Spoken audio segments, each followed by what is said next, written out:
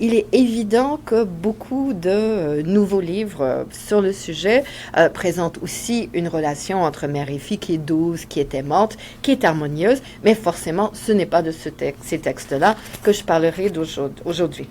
Il sera aussi peu question d'auteurs racisés aujourd'hui, parce que souvent, chez elles, le rapport mère-fille est plutôt lié à la solidarité et à la résistance à l'oppression.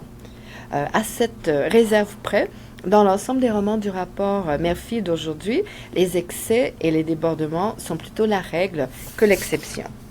Ils sont importants dans près de la moitié de la quarantaine de romans que j'ai travaillés jusqu'à présent. Alors, pour vous aider à ne pas perdre le fil, parce que je vais citer un peu en vrac beaucoup de textes, voici la liste de ceux que j'évoquerai aujourd'hui. Et voilà déjà début et fin de ma présentation PowerPoint. Alors, à loisir, vous pourrez voir de quel titre je parle. Alors, de quoi parlons-nous? Vos mots sont exaltation et débordement. Le mot que moi j'utilisais plutôt dans les derniers travaux, c'est excès ou excessif. Et je vois avec plaisir que excès figure dans votre liste de notions concomitantes dans l'appel de proposition. Alors je vais voguer entre débordement et excès, termes qui effectivement ont beaucoup en commun, et en reprenant des choses pour les présenter autrement pour vous aujourd'hui, je voyais que avant même l'invitation au colloque, j'avais quelquefois employé aussi le mot débordement. Donc on est en terrain partagé. Voilà. Alors, commencer un tel travail, me semble, impose qu'on passe par les mots, par une petite réflexion sur les mots. Alors, cette conférence aurait très bien pu s'intituler à la place « Méditation devant un article du Grand Robert ». Parcourir une des longues entrées de ce dictionnaire me plonge toujours dans une rêverie heureuse. Rêverie peut-être proche de l'exaltation parfois, et c'est par ce mot-là que j'ai commencé à aller voir dans le dictionnaire. Alors, à cette entrée du Grand Robert, on trouve ardeur, chaleur, emballement, animation, feu, passion, un peu les thèmes qu'évoquait Corentin tout à l'heure, mais aussi égarement fièvre, surexcitation et délire. Alors déjà là, on peut se demander qui décide quand l'emballement devient égarement, quand l'animation se fait surexcitation, bref, qui a le pouvoir de déterminer que la mesure a été dépassée. Les émotions fortes, et particulièrement celles des femmes, sont ainsi policées, surveillées et sanctionnées au besoin. Une femme qui tape sur la table et se fâche durant une réunion devient vite folle, mégère, sorcière ou castratrice, par exemple. Et c'est une exaltée et rarement un compliment. Toujours hypnotisée devant mon Grand Robert électronique, facilement mon meilleur achat des dernières années, je passe au mot débordement. Retenons déjà quelques fils conducteurs que j'évoquerai à mesure et dont vous voyez ici une représentation extrêmement poussée du point de vue de la haute technologie. L'inondation, le libertinage, l'envahissement et l'explosion. Ce sont tous des mots donc, qui apparaissent dans cet article du dictionnaire comme notions connexes et que je vais utiliser comme fil conducteur de ce qui suit. Alors, je vais vous parler de 3 types de débordements dans les romans de la relation mère-fille au Québec. Tout d'abord, les débordements de la violence, une violence verbale, ensuite une violence physique, débordement ensuite de la frontière entre dedans et dehors, elle et moi, mère et fille, où on trouve les motifs de l'enfermement, de l'expulsion, de la dévoration et du vomissement. Débordement enfin dans l'écriture même, on passe de l'évocation des fluides corporels à une écriture débordement, une écriture explosion. Explosion étant donc un autre des mots qui était connexe. Alors, d'abord, les débordements de violence. La première violence est verbale. Le premier pouvoir consiste en s'arroger le droit de dire et de nommer. La perspective narrative d'une œuvre, j'en ai la conviction, est inséparable de cette notion de pouvoir. Il s'agit de savoir, avec la perspective narrative, qui voit, qui impose son point de vue, qui réduit l'autre au silence. Dans le roman de la relation mère-fille, même si la mère a nettement plus souvent la parole qu'autrefois, c'est en général la perspective de la fille qui prime. Et c'est donc elle qui juge, condamne, accable la mère. Il ne faut pas oublier ce fait important pendant qu'on parcourt les textes. La première violence, c'est donc le débordement d'injures. Cette expression figure telle quelle dans le Grand Robert pour qualifier, ou plutôt pour disqualifier, la mère. Elle est, entre autres, araignée, insecte, vache, chienne, serpent, mais aussi putain, folle et dictatrice. Ce sont souvent du reste moins de simples injures que de véritables isotopies textuelles, voire la vraie identité de la mère. Ainsi, la métaphore envahit et contamine l'ensemble du récit, comme les coquerelles envahissent une cuisine sale ou la maladie de la mère infecte la fille. Voici quelques exemples parmi des dizaines dans les romans. La mère est larve chez Nelly Arcan, coquerelle géante chez Marie-Cécile Labrèche, araignée énorme qui a littéralement squatté la tête de sa fille chez Cynthia Girard, dont le titre est « J'ai percé un trou dans ma tête » pour s'en débarrasser.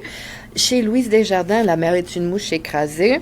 Chez Ying Chen, une mouche bourdonnante qui entoure des cadavres ou un ver à soie. J'y reviendrai. Ailleurs, la mère sera une vache. Mauvaise bicarbonate de vache qui encrasse la vie de son enfant chez Martine Rondeau. Vache folle chez plusieurs auteurs, Mo Singh, Louise Desjardins de nouveau, Marie-Cécile Labrèche. Dans Paradis clé en main de Nelly Arcan, la mère malade est tombée du royaume des créatures célestes pour choir sur le plancher des vaches folles. Qu'elle meure, la maudite vache, dit encore la protagoniste d'Annick Fortin. Corporalité dégradée, folie, souillure et maladie contagieuse, la maladie de la vache folle évidemment, la métaphore prise au pied de la lettre dans de nombreux cas est empreinte d'une violence aveugle qui frappe de nullité la parole, le corps, voire toute l'existence de la mère. Et là où la pensée patriarcale sépare la mère et la putain, la rhétorique textuelle des filles actuelles les confond. Je retiens un seul des nombreux exemples puisés chez Mo Singh où la fille regrette sa vie condamnée d'avance. Cette putain de maman qui vendait son cul pour arrondir ses fins de mois, je suis une fille de pute, un bel avenir en perspective. Dans ces textes, la sexualité de la mère est toujours ce qui déborde. Trop ou trop peu, trop plein ou vide stérile. Qu'elle offre sa fille à ses amants du moment, comme chez Annick Fortin, ou qu'elle lui interdise même d'avoir ses règles parce que seuls les putains perdent leur sang chaque mois, comme chez Hélène Boissé, la mère est liée à la fois à la putasserie, mot ressassé chez Nelly Arcan, et à la folie. On rejoint ici un autre sens du mot débordement, déchaînement, libertinage, licence. Et il n'est pas innocent que l'exemple du grand Robert pourrait illustrer cette acception du mot débordement, soit les débordements de Messaline. Romaine puissante accusée peut-être simplement pour la discréditer de débauche. Donc la sexualité des femmes, autrement dit, est facilement excessive. Notons aussi que la rhétorique utilisée par les filles pour décrier les excès des mères est en elle-même excessive, voire folle.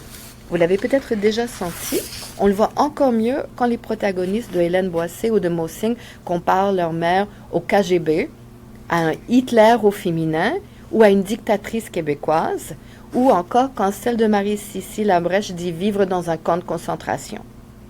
Dans de tels cas, on est plus que jamais dans une rhétorique donc en elle-même excessive, folle, qui s'approprie, détourne et aplatit le politique par une analogie forcée qui, dans ces derniers cas, me paraît un peu regrettable.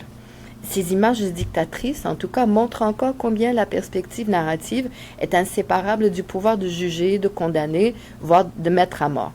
La rhétorique excessive déborde, essaime, transforme le texte en champ d'agression, voire en champ de bataille.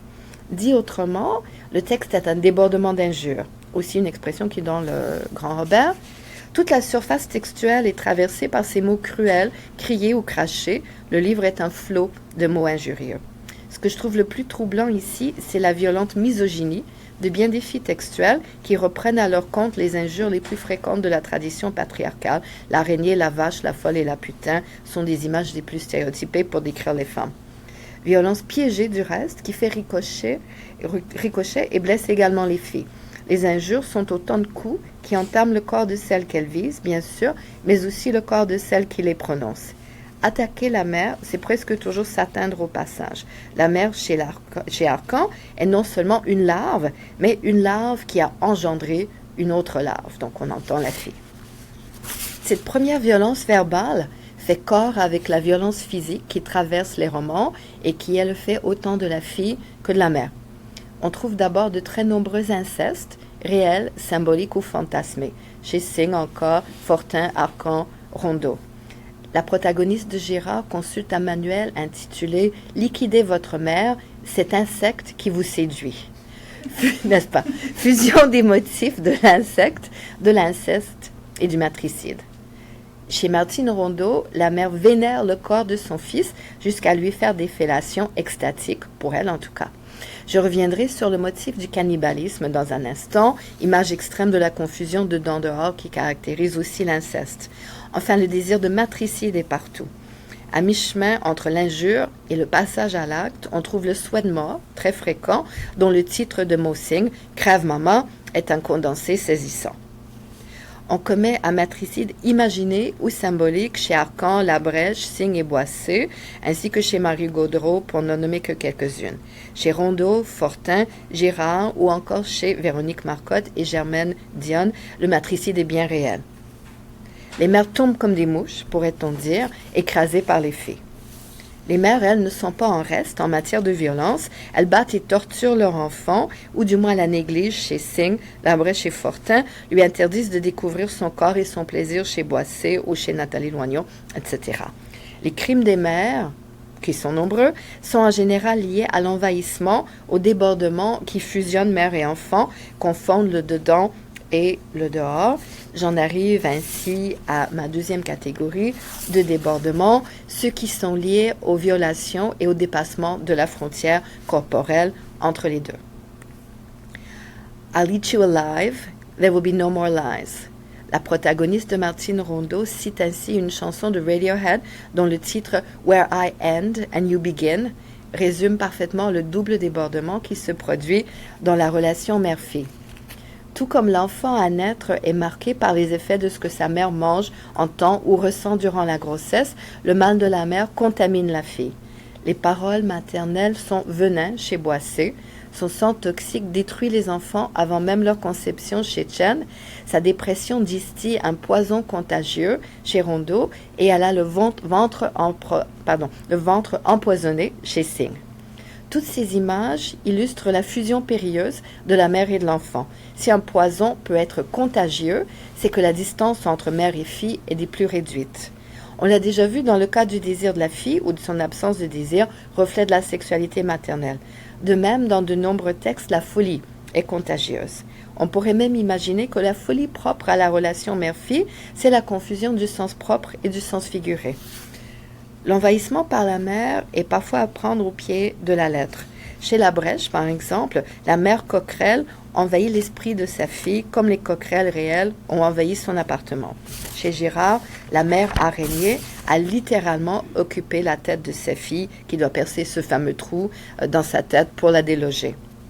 Un autre type d'envahissement s'observe dans les images d'avortement. Avortement assimilé à des suicides ou à un meurtre de la femme enceinte par sa mère. Dans Paradis clé en main, une femme qui refuse la maternité a choisi des moyens extrêmes. Un jour, la femme a pris une grenade, l'a insérée dans son vagin à l'aide d'un lubrifiant gras avant de la dégoupiller, de faire exploser sa vie ensanglantée sur les murs de sa chambre à coucher, de réduire en miettes le bébé dont elle ne voulait pas qu'il ait la charge de l'avoir comme mère. Chez Mossing, la narratrice rêve que sa mère fouille dans son ventre à elle, de la fille, et lui arrache son enfant à naître. La pénétration du corps de la fille par la mère peut donc aller dans les deux sens. Y entrer pour y régner en maîtresse, y entrer pour en arracher le contenu, comme le bébé par exemple. Voilà donc un autre champ lexical lié au mot débordement, le champ militaire. Irruption, déferlement, envahissement, défaite. De l'amour dévorant, on passe souvent à une autre prise à la lettre, par un débordement de nouveau du sens figuré devenu sens propre, ou peut-être plutôt sens sale. La mère ici va manger l'enfant. La mère incestueuse chez Rondeau finit par faire rôtir son fils tout jeune, peau de porcinet et fesses de veau à lait, comme elle le décrit, et le mange. Mort, j'avale sa chair. Il rentre et reste au bercail. Mon assiette déborde de ses bouts d'amour, boudin parfait. Vous avez bien remarqué que l'assiette déborde, comme débordait l'amour, et comme débordent autant les gestes que la parole délirante de cette mère qui confond bercail et tombeau. Chez Ying Chen, à l'inverse, c'est le fils qui est vampire et cannibale. Je voulais, dit la mère, que mon enfant mange autre chose que ma chair, grignote autre chose que mes os, boive autre chose que mon sang. Le langage est presque mystique, presque christique, et tout à fait dans la logique délirante de l'incorporation. C'est de famille le cannibalisme, note une protagoniste de La Brèche. À l'image de la mère araignée qui a pris possession de la tête de sa fille, beaucoup de mères textuelles envahissent donc la fille, font irruption dans sa chambre quand elle se touche la nuit, lisent son journal intime, l'infectent, comme on l'a vu, la frappe de stérilité. Tu formes un glaire opaque et impénétrable qui bouche le col de mon utérus, écrit un personnage de La Brèche. Plusieurs mères renient leur enfant, ultime forme d'expulsion, voire meurtre psychique. À l'avenir, tu diras aux autres que tu n'as pas de mère, que tu viens de la crèche, ordonne la mère chez Boissé. C'est la première phrase du livre. Envahissement et expulsion donc, mais aussi enfermement. La mère Chissing attache les enfants à leur lit ou les enferme sur le balcon. La protagoniste chez Rondeau évoque son corps cage et son corps cercueil. La mère Chen enferme son enfant pendant des semaines dans sa chambre, le gave de nourriture, mais sans lui adresser la parole. Sauvé par la voisine, il s'évade. S'agit-il de la part de cette mère d'un geste protecteur, comme elle le dit, ou d'une tentative de meurtre? Évidemment des deux, tant les identités et les espaces débordent l'un sur l'autre, au mépris de toute logique et de tout équilibre. Si la chambre est bien sûr image du ventre maternel, le récit lui-même, dans bien des cas, devient ce ventre, cet espace clos d'affrontement et de rancune, comme le dit Ying Chen, où mère et fille égrènent sans fin la kyrielle de leur souffrance. Récit ventre, récit chambre, récit d'un meurtre, voire de deux. Récit où l'écriture, elle aussi, devient débordement. Bon, ma troisième partie, sur le débordement dans l'écriture. Une rivière déborde, un discours aussi. Crue, inondation, déluge, flot, flux, torrent sont encore des mots du grand Robert. Débordement d'injures, débordement de bile, dit encore le même dictionnaire. Les textes évoquent d'abondance tous les fluides corporels jusqu'à donner lieu à une écriture excessive, une écriture débordement. Déjà dans l'ingratitude, qui est donc en dehors du corpus puisqu'il est paru en 95, Ying Chen décrivait l'amour maternel comme un amour d'araignée, dominant son territoire par les substances de son corps, par un mélange de sang, de salive, de sueur et de larmes. Plusieurs éléments sont à retenir ici, de nouveau la puissance de l'araignée, reine dominant son territoire, qui est entre autres le corps et la vie de sa fille, l'anthropomorphisme surprenant, est-ce qu'une araignée a réellement la capacité de suer ou de pleurer? Et enfin, l'évocation des fluides corporels auxquels on prête un pouvoir aussi absolu que démesuré. Depuis quand est-ce qu'on peut dominer par son sang, sa salive, sa sueur ou ses larmes? Nombre de textes sont ainsi traversés, irrigués et inondés, serait-on tenté de dire, par ces mêmes liquides corporels et quelques autres. On retrouve ici des motifs imbriqués dans ceux qu'on a déjà vus, le débordement d'injures, l'animalité, le corps excessif, scatologique. Dans Paradis, clé en main, la protagoniste note ceci, mère et merde. Une autre parenté de mots que je ne commenterai pas. Elle et moi, on est dans le même bain, on vient du même moule. Notons quand même ici que injurier la mère, c'est s'éclabousser littéralement au passage, puisqu'on est dans le même bain d'eau sale et contaminée. La mère chez Rondeau s'extasie devant les mots et les flots, manger ou langer ou nager, dans le sang ou dans la merde. Il y a des pages et des pages comme ça. Son écriture dérive sur les sonorités des mots, rimes, fusion encore une fois du sens propre et du sens figuré, métaphores délirantes, hyperboles, pour produire l'écriture excessive d'une maternité qui l'est tout autant. Chez Louise Desjardins, l'image de la mouche écrasée est liée à la main de la narratrice tachée de chiures et de sang, et aussitôt dans le texte suit l'image du corps mort de la mère, morte dans un accident, et qui aussi est pleine de chiures et de sang. Donc les deux images contaminent la fille, la réjouissent et la dégoûtent en même temps. Chez Ying Chen aussi, la relation à l'enfant est liée à cette puanteur du sang. Donc les mots deviennent comme des objets sales qu'on peut projeter dans les airs ou se lancer à la tête comme autant de poignards.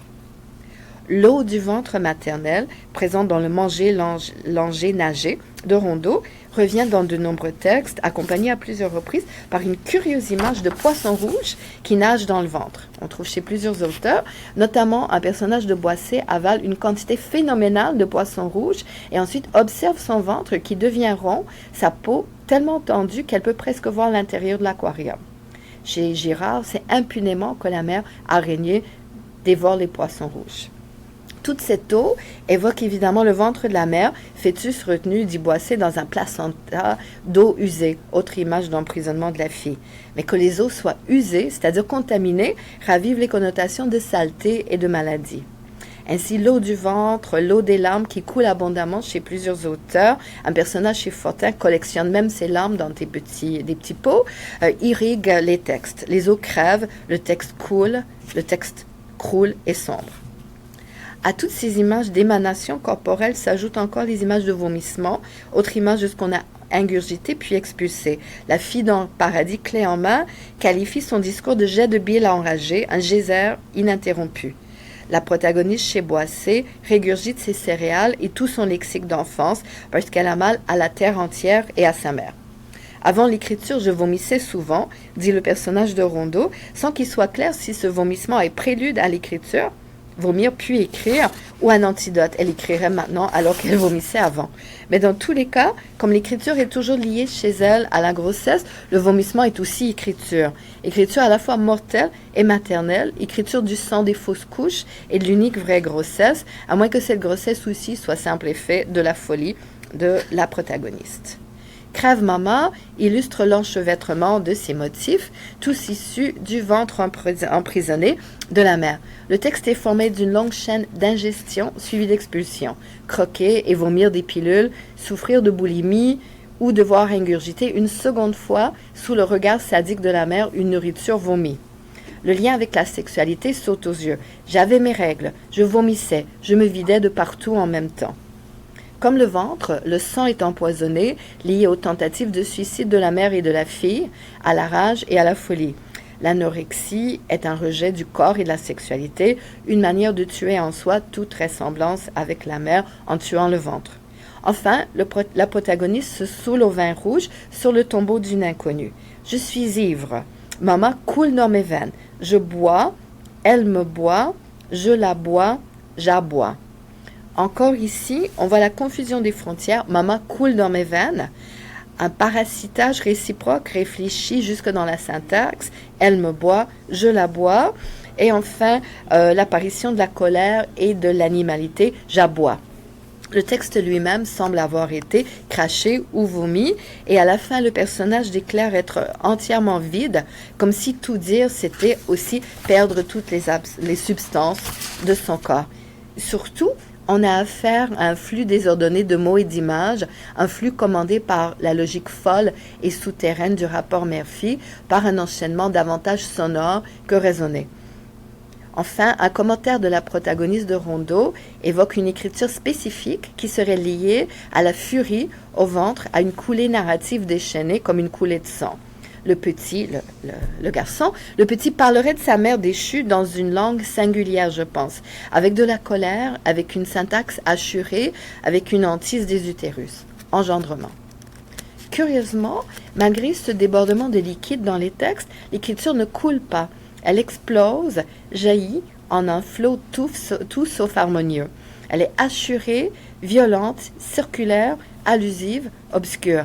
Elle est débordement, explosion de violence, flot de mots, à la fois trop confus et trop clairs. Pour conclure, donc, revenons à cette mer à la fois énorme et minable. Elle est sale et répugnante, elle déborde et dévore, elle dépaisse et détruit. Elle colle à la peau, elle envahit la tête, elle est partout en nous, elle rampe et mord. Impuissante face au monde extérieur et toute puissante, mais seulement pour le mal, face à sa fille. Ce n'est que parfois, lorsque la mère narre l'histoire, qu'elle perd cette toute-puissance, comme chez Ying Chen, où la mère s'imagine, non pas comme une araignée toute-puissante cette fois, mais comme un ver à soie, dont la vie courte et aliénante est sacrifiée au profit de l'espèce. Donc elle est petite et faible au lieu d'être grande et toute-puissance. Mais en général, tout le catalogue de l'excès et de l'envahissement parcourt ces textes. De l'intérieur vers l'extérieur, de l'extérieur vers l'intérieur, poignarder, envahir, expulser avec violence, dévorer ou, au contraire, vomir, sont autant de manières à la fois de détruire l'autre et de se l'incorporer, tout en voulant désespérément l'excorporer, pour ainsi dire. Donc, ça n'existe pas comme mot, mais ça devrait exister, excorporer la mère. La maternité donne lieu donc à une chaîne de violence inouïe qui se répercute parfois partout dans les textes.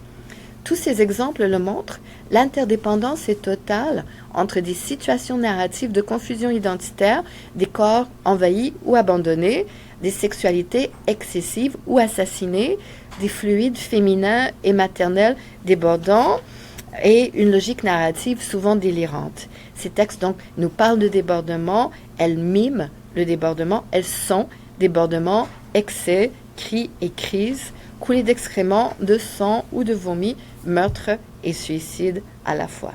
Voilà, merci.